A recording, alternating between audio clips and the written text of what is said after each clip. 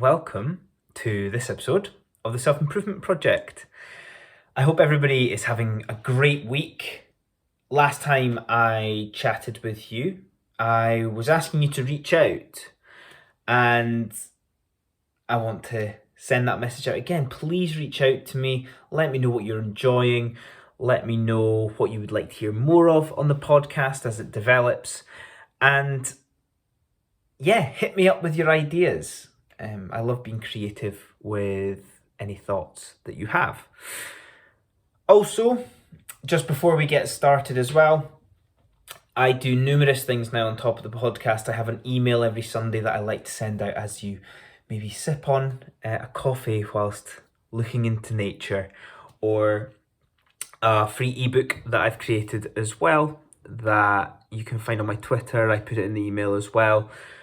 Just a short document touching on 5 simple ways that you can improve yourself and your life. So I hope you get stuck into one of those, enjoy the content. I try and mix it up as well. And today's episode is inspired initially by a photo/quote that I saw and elaborated my thinking on it. And I've named this episode The Tipping Point, as I will enlighten you shortly on it. However, I would first like to share with you the inspiration that I took. Now, Matt Haig is an author. He talks about dealing with anxiety, and I really like his simple approach to life. And I believe he has a new book coming out. It might be out by the time you hear this, called The Comfort Book, that he wrote during lockdown. And this is great because we've lived through lockdown and we've all experienced it and can reflect upon it. Now, whilst we're in it, we can't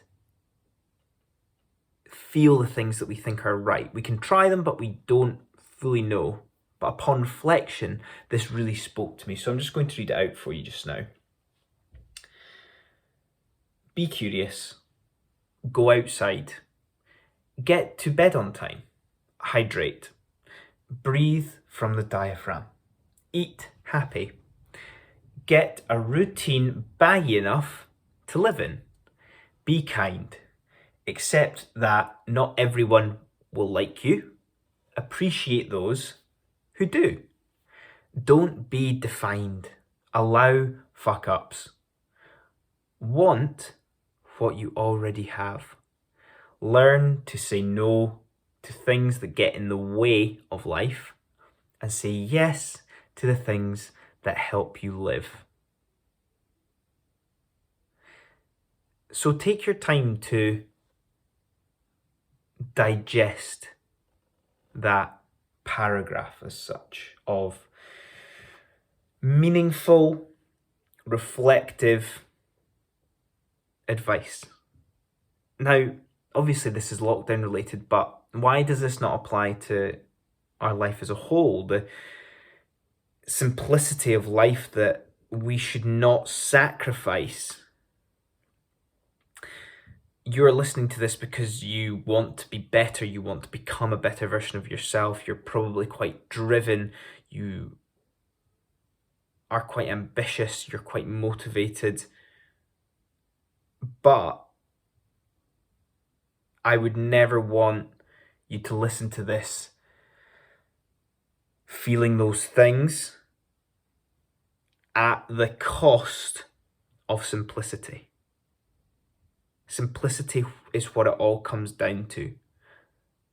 Another quote that I've read about this week is about enlightenment, and when we reach it, before we get what we want and we're striving, we chop wood and we go and collect water. That repetitiveness, we do that to get to where we want. But after enlightenment, all we want to do is chop wood and go and collect water. It's a nice symbol to look at how life should be. And to begin this episode today with the tipping point, I want you to picture almost a bell curve where we're flat at the start and we go up, back down, and flatten off. So I'm going to start here, going flat. The second part, I'm going to talk about the curve and reaching that tipping point, and then we come back and flatten out. So I've broken it into these 3 stages, and the first one is all around desire, improvement, and drive. So this can commonly be a stage of graduating from education, going into full-time work, that phase of your life, starting a new job,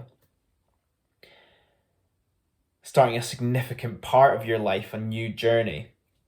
And all we want to do during this phase is prove ourselves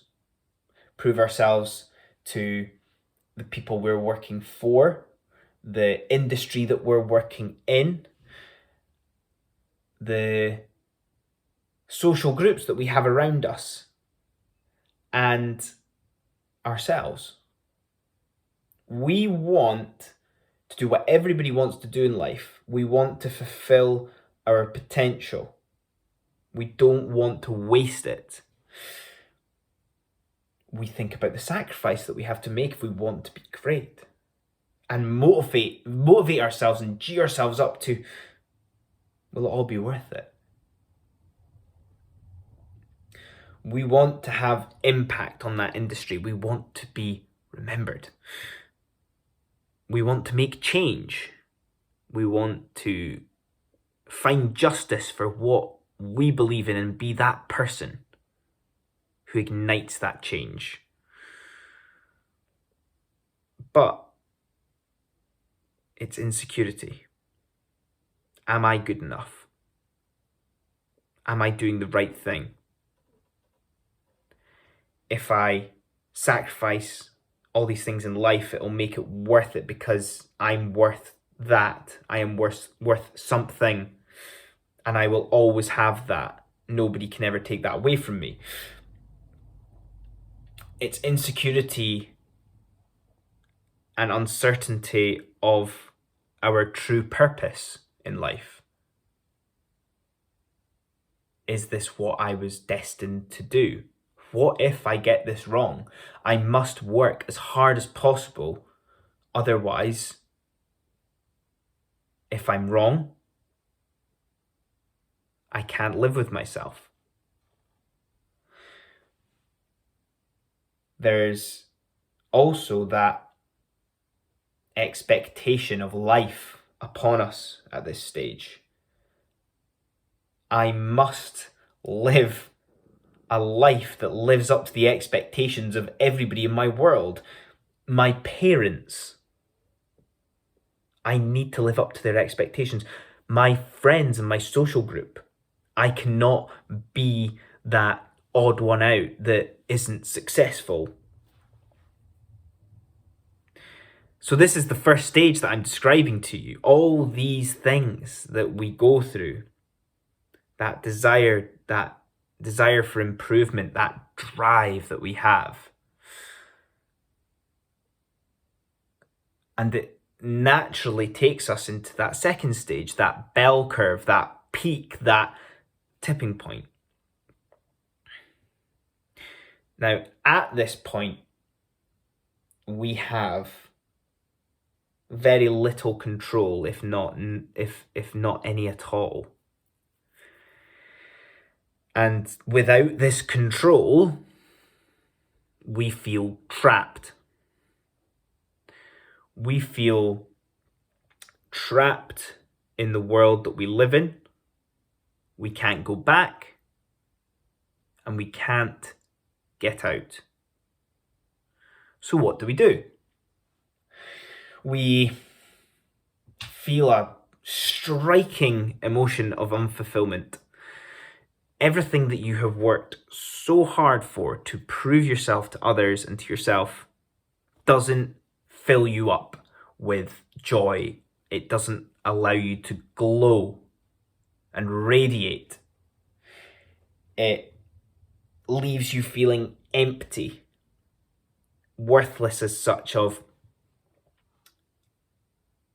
I've done all of this work and I don't love it.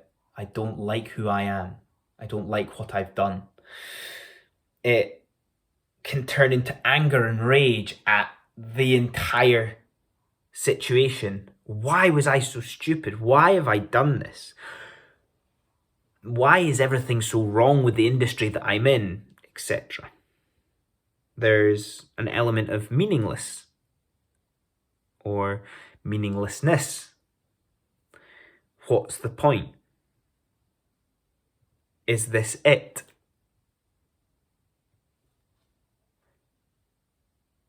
And it feeds that entrapment of, what do I do next? What can I do next? You might feel safe, actually. You might feel safe, but miserable. I have this, I've dedicated my time to this, I am secure. But as you may know from listening to previous episodes that I've done, my biggest fear in life is living with regret. One that I wish I'd done something.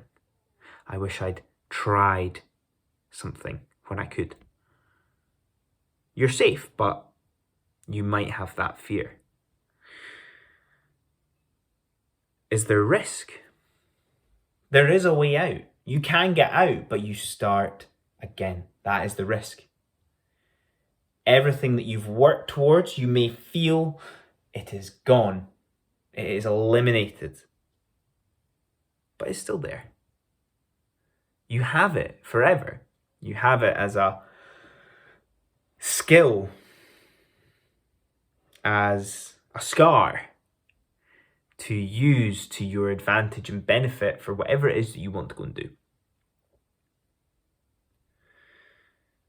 Do you push at this stage? Push through it forever?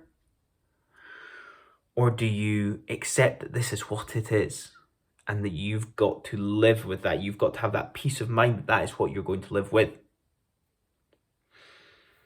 So I've summarised this as being probably quite a stressful time, not having much control, feeling trapped.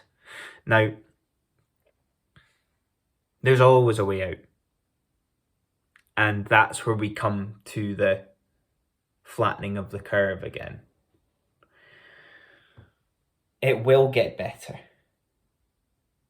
Whatever you choose to do, if you choose to stick with it and be safe, that's absolutely fine. It will be fine. You will find things that inspire you, as long as you're willing to take that risk to stick with it. Everything's a risk.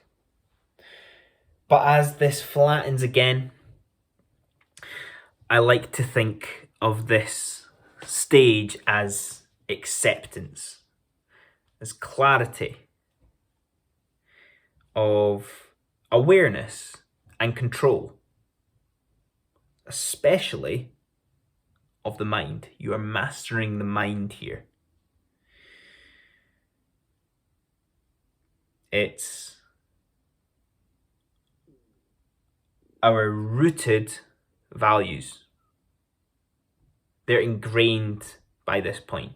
We've gone through a journey of questioning and strengthening the values that we hold true to ourselves, that we can live with. You go from desperation to inspiration. Not smoothly, not without failure, not without mistakes, but you get there. You find flow in what you do, in how you think, in how you live. You find love in every day. You Don't worry about finding your passion or finding your purpose. You find that they are intertwined. You find that you live them subconsciously. You don't define and label them as part of who you are. They are.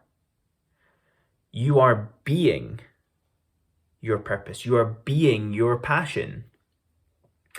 You don't feel lost.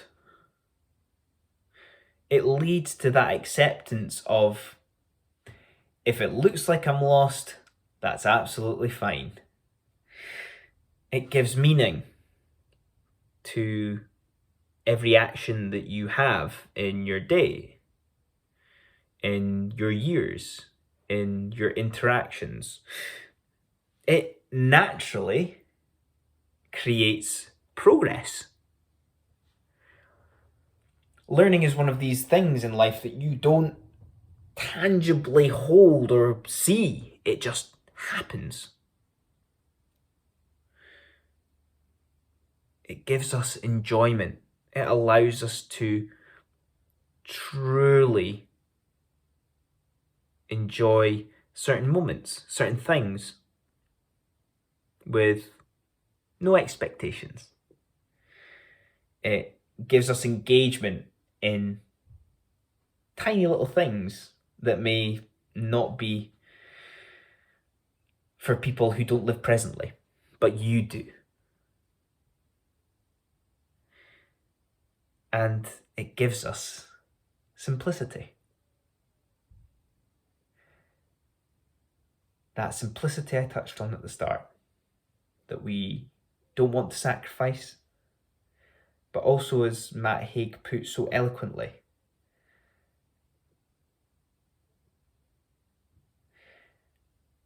so strive for that simplicity.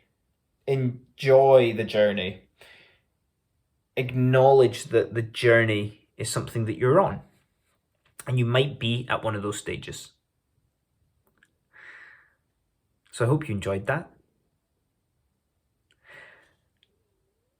Share with me what you do want, what you do enjoy, but also tell me if you don't enjoy it. It's all part of the process.